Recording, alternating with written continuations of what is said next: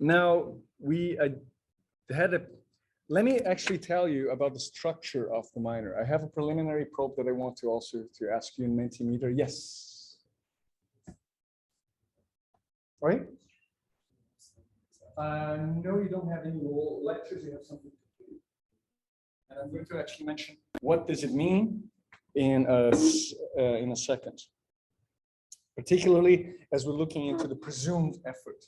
Do you guys know how many hours a week you're expected to invest in this? Very good, very good.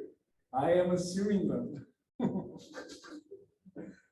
Even as if we're only meeting 12 hours a week, okay? And how do you use your times up to you? Even though these 28 hours are assumed to be the computing brain learning ladder hours, so it's every run is an hour. The hours you spend on this ladder will actually clock to your advantage as you new brain knowledge that you've been acquired. Some of these hours I'm going to occupy with homework as well. It really depends a little bit of what is the level of engagement that you decide you want to have in the theory. So I start talking already about the presumed effort. The description and the syllabus, I remind you to have another look before this all begins. If you haven't, have another look at the page here, because I just want to prevent what happened last year, which some people were surprised, even though we were trying to be as explicit as possible about the structure of the course. Some people in the end were disappointed. One person in the end was disappointed. I want to avoid even one. So, have another look, and if you have questions about it, or if you have any self-questions about whether this is the right match, do share them with us. Now, let me tell you about the syllabus. It is intense, really, and but there's so many things we cannot afford not to tell you about. Really, primarily, the only thing you really need to care about is this much, or maybe even the other way. Okay? But it's not like you're coming to here and you have to find yourself recognized to the letter or understand every single comma of this syllabus. This is for orientation, for us and for you too. So I try to set up like clear learning goals so that we can actually also examine whether those learning goals have been achieved and to what extent. But I'm under no illusion that everything of this is going to come across. No, this is going to be a partial match and a partial set of absorptions that's going to be highly individual anyways, okay? So don't imagine that, oh, I don't know all the syllabus, I'm going to fail. No, it's fine, right? So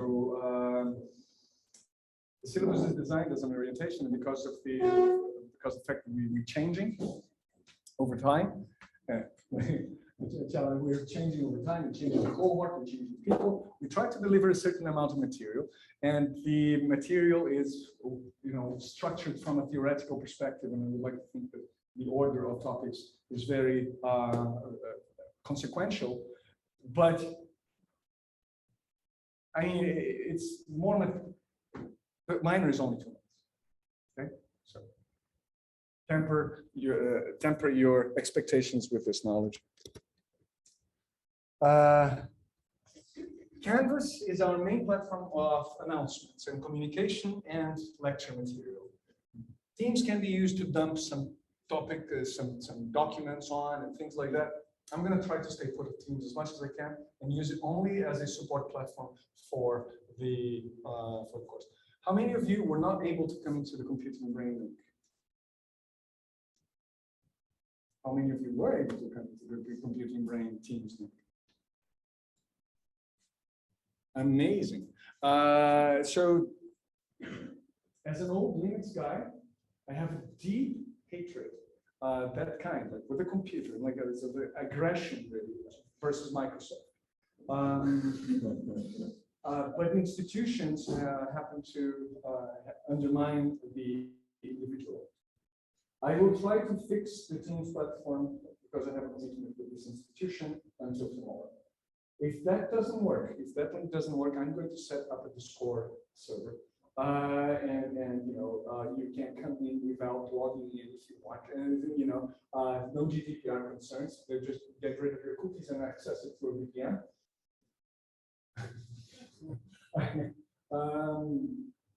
I am not technically. It's kind of like it's gray grounds. If I'm not able to get things working, I'm going to go there anyways. Okay, so. Zoom is not persistent. So in the sense that the conversations that we have may persist. So as we're having support, it's always nice to know, maybe there's a shared question that more people can benefit from. Zoom can only work within session. I think that is generally all right. But I've noticed some other courses with more than 30 people that having a persistent set is better. I would have liked to set up a forum, but I didn't manage in this course, not Discord, but this course. We can do that in discussions too on campus. There is, yeah, so we could. How many of you have experience with Canvas, like discussions? I mean, oh, that's good. It's not that hard for it. Yeah, I mean, they have some funny limitations sometimes. Cannot upload a file. I've already had some moments of annoyance. And like for the online support, you want something that is a little bit more snappy, So Canvas can work for the simultaneous work sessions because we're going to have, they're going to work on projects. We're going to be there, and we just want it to be. I don't know. I mean, you all get notifications from Canvas. Yeah, I don't know. I think that I'll try Teams. Tomorrow, we're going to have an update on this. Projects and code. So the project that you should have already seen, and there are many others of the sort, is a Jupyter notebook. And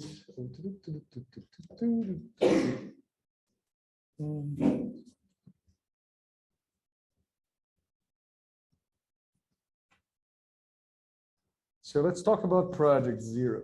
So this is Python 101. Still good for all of you that feel that I don't know Python. To get its sense, so you're not going to come out of this being masters of Python, but it's useful. Now, the project that I wanted you to work on before you get into the neuron stuff is this. It's called Project 0. And let's see which one is the recent version. This one. Yeah, this is for students currently. Or okay, I'm going to open this one. So this is what I mean by a project. On the left, you have a table of contents. And on the right, you have two types of cells. One of them is a text cell. The text cell is written in a markup language called Markdown. Markup language is like HTML, is a language that has a little bit of code in it. For example, this hash here means this first line is going to be interpreted as a title, right? So it's a formatted language. You can learn how to write Markdown if you want, but you don't have to. I just want to tell you what it is about. Then here you have ways to drop down on things and collapse things that you don't want to know. In general, the projects will give you a little bit of an introduction to what the project is. We'll tell you what are the key terms that the project will outline. We'll have the fundamental learning objectives, the things that by the end of the project you should feel confident about to any extent. There are some prerequisites that you may or may not have the time to do before you go through the project. That is left to your own discretion, right? In the spirit that I said, not all of you will acquire everything, right? So your knowledge is also a matter of looking into things that are to be known and learning what you can absorb. Then you have some code cells, and this is Python. Now, the advantage of Jupyter, the advantage of Google Colab is that you don't have to install Python in your machines. This is an enormous advantage because there's always problems. with installing it on Windows, installing it by Anaconda, installing it via PyCharm, installing it by Spider, installing it on Linux, having conflicts between packages. It is a pain. And you know, like if anyone ever sort of Python, they would know. But they solve it all in the background for you. So it's basically like having a computer in Google for which this HTML page is a front end. And so you have a server that Google lends it free for you. And then you can run these cells, the code cells, you can run them. And after, you know, you have some installation procedure of like the package that we're going to use for simulating networks, some other packages, and if you don't know what packages are, something that you might learn or ask our TAs. Then there is some output from Google server here. And so basically you're running this code, right? You're running this code incrementally and systematically. If you don't know how to do it, have a look at the collaboratory video, look at this example notebook that introduces Python and Google Colab both. Here, you can open your own instance of this file. So this file is in my Google Drive. You will get a link to this file that you can copy and run as if it's your own. Then you can modify it as you like. This file you'll also be able to comment. So if you say like, you know, Mario, you made a mistake here. So you have here a little comment, that's a mistake. And you can write something, blah, and I will read it. And all of the other people here will read as well, because this will be in the master file. So these are the projects. There will be also more introduction to the projects when we do the first project. Yes. Yeah, I had to interrupt your story. Actually, so for like 5 minutes. Okie dokie. Sure. Thank you, Sam, for showing your face. And now everybody recognizes Sam. And Sam will help you also with this. He's a genie.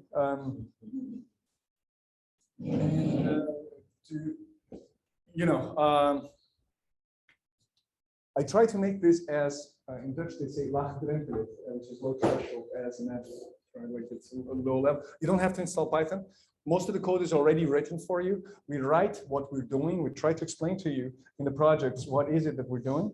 And it is mixing together the actual learnables of the course with the code that will symbolize the learning we're talking about. So for example, here we have a function that computes the equilibrium potential as a function of concentration of ions inside and outside. We also explain the theory.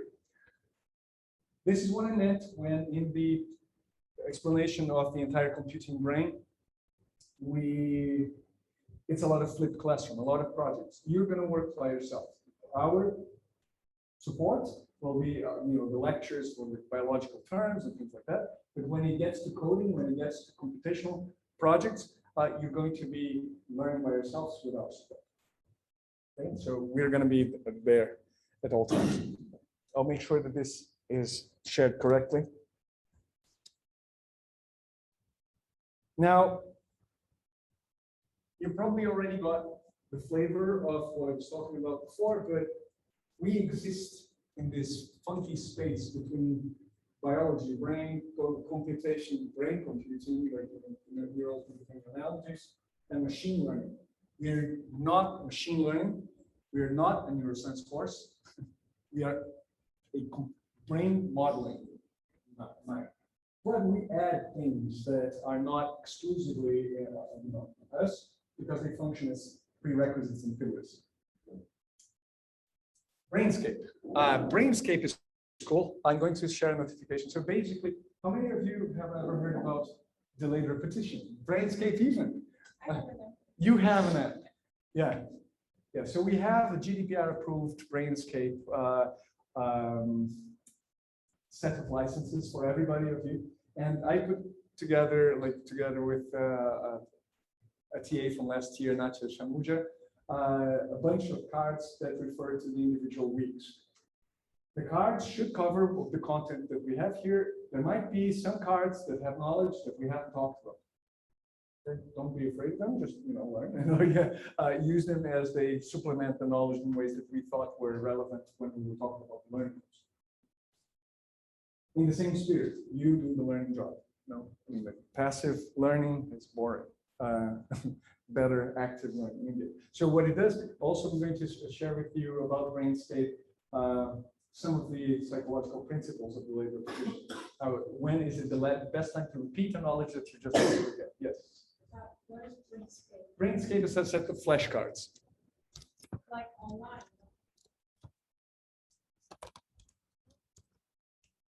Yeah, I mean, like you were going to learn more about it even as I share. Where's the login?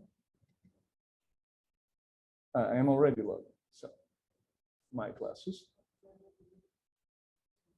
So you're seeing actually my view, right? But these are the decks that full of flashcards that you might study.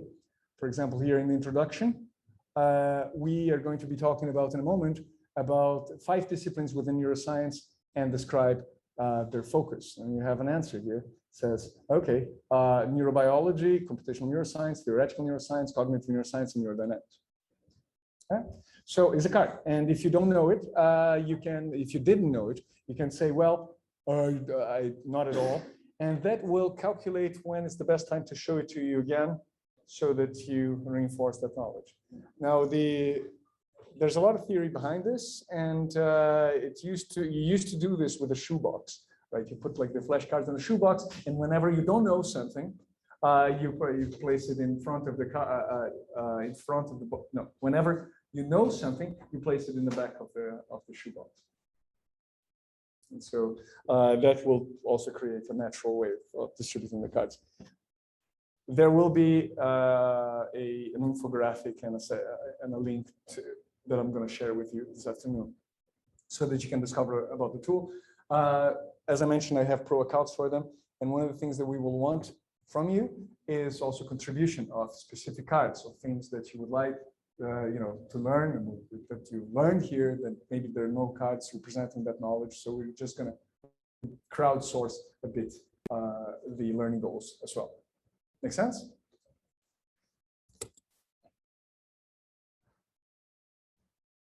As I was mentioning, we're going to have some flipped sessions. How many of you, well, I mean, it's the 21st century, 2021, you've been having flipped sessions, right? Blended learning. So in which you are the ones doing the learning, and then you present it to us what you've learned. And what we do is then adjusting, polishing that knowledge, and trying to get the best across.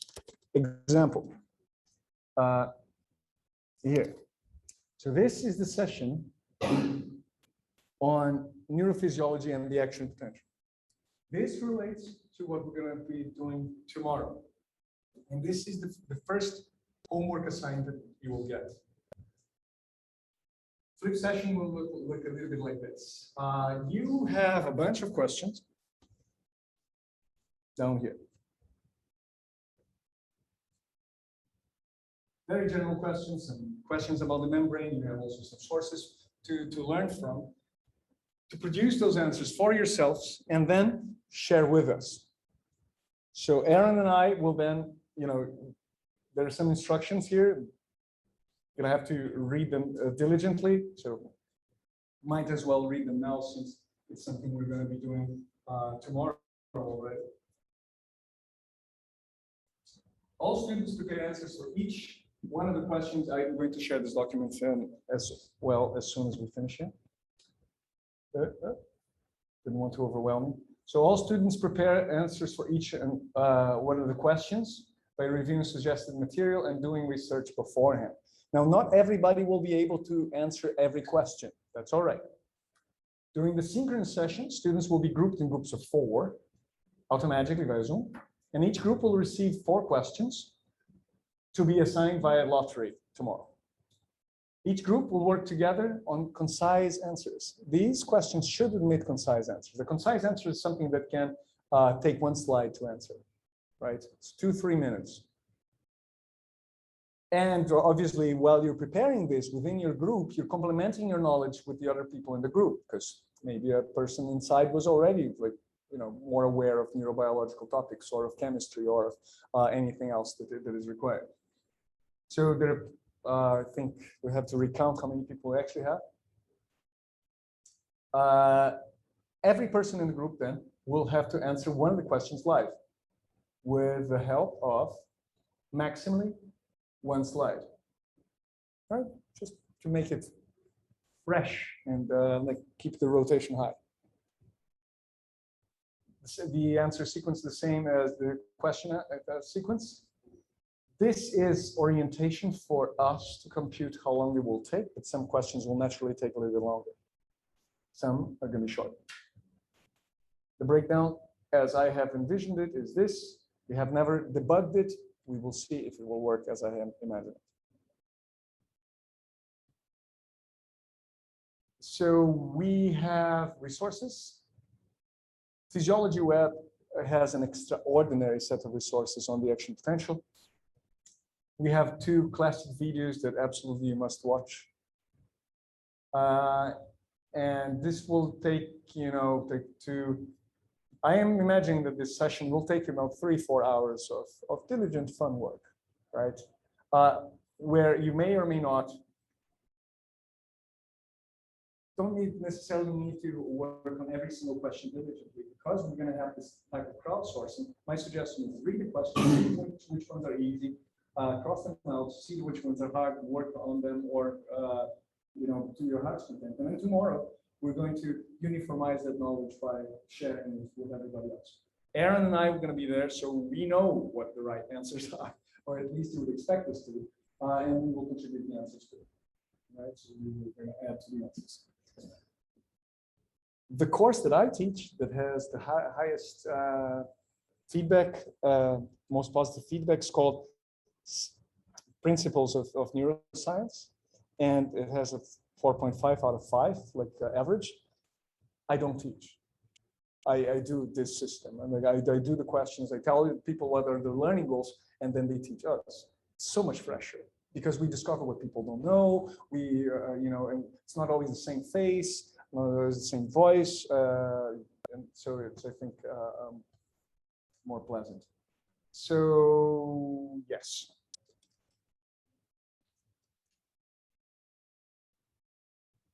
The final project is something that will take about 2 weeks. So you're going to take the best of 2 weeks. The last 2 weeks, you're going to focus on doing them with you. It will take, there will still be quite a bit of. We're going to cover quite a bit of ground before we get there. So we don't want to establish them just now, these specific rules. I'm just telling you there are final projects. In the next 2 weeks, we're going to see the resonances, and I'm going to try to tailor it such that we can maximum benefit. There is an exam. It's imposed by the mind. The exam, it comes in Test Vision. I don't know if you guys used it before. It's a testing platform online. Multiple choices. The brain escape cards do the lion's share of the work in preparing you for the test. Right. Some of the questions are going to be related to the projects as well, but we do try to make you aware that the learning goals exist in the test via the flashcards. Last year, we had quite a few people finishing all of the flashcards. We measured the correlation between the score and the flashcards in the test, and luckily it correlates. But it's so this is the final slide. I have 2 more preparatory slides, and then I have a little lecture on the differences between the different fields that we're going to be talking about, the mind map of the computing brain, and our roadmap itself. Before I do that, I just wanted to tell you what the overarching goals of this are. You already got them as we were discussing them, but I'm just going to put them in a slide and list them so that we're all on the same page. Distinguish computational approaches to brain exploration. There's more than one possible way to look at a problem. Describe different kinds of neural models. Oh, this is an integrated fire model. This is a sigmoidal model. This is a simplified abstract recurrent neural network. This is a feed-forward neural network. Build a vocabulary of structure versus function relationships. When we're talking about anatomy, we're talking about the kinds of things, the kinds of ways in which neurons are connected. These structures, they relate to specific cognitive function, behavioral function. We're going to be assembling a vocabulary of those. Implementing the functional neural networks. So these are two model examples there, perceptrons and upfield networks, network system stuff, right? Artificial neural networks that are used both as explanation for psychology and as machine learning devices.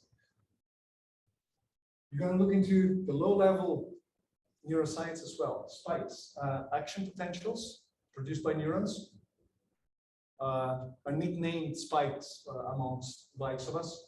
And you're going to be seeing that it's not all or none always. It's not always, the neurons don't fire all in the same way. They don't. And we're going to be explaining a little bit of this via physics, via math. Take it easy if this is not your cup of tea. I mean, it's all right if you don't get it to every bottom. You're definitely going to simulate an integrated fire neural network and also neurons.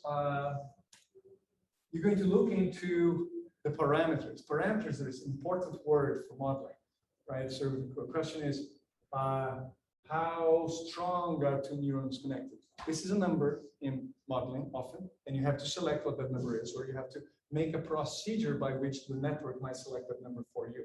So the parameters that we chosen, understanding how to choose parameters is fundamental. This is something that we want you to acquire a taste for, even though you might not be the next Andrew Eve, like of machine learning, the next machine learning god. So it's about getting a sense. You also can tune models then by hand. You're gonna try, and especially in the final project, select an appropriate model according to a scientific question. We're gonna guide you in this process. You're gonna assemble by hand feed-forward neural networks that perform pattern recognition. You're gonna think about what does it mean to recognize patterns in neural networks. We're gonna talk about things that self-organize in the brain. Neurons are producing spikes, they're connected. The connections change as a function of how they're producing spikes. What comes of it? And in the end, not in the end, so in the end of this is, one of the things that I want you to get a good grasp for is the difference between encoding and decoding neural networks. Encoding means stuff comes in, decoding means stuff comes out. There is decoding of neural networks via the motor system. There's encoding of visual stimuli via the retina. We're going to talk about those in more concrete terms. My personal goals here are really show you the ropes, not so much like making you experts, but showing you the ropes in the spirit of a mind. Leverage understanding, like try to give it a leg out. Enable communication between people from different fields, neurophysiologists, like with computer guys, with physicists. I mean, should try to homogenize a vocabulary. Map the planisphere, the planet, above the abode of the sky above us. Like, we're going to just map the stars a bit, first level, right? So there's a whole cosmos out there, but we want to know where Scorpio is, or Libra is. So just basics. And then provide resources so that you can click and go there now or later. So these are the main goals of the minor. This is the entire structure of the minor, and this is what I wanted to share with you up to now. Questions about the structure, about these goals, about inner quandaries, and more general questions. Good morning. No?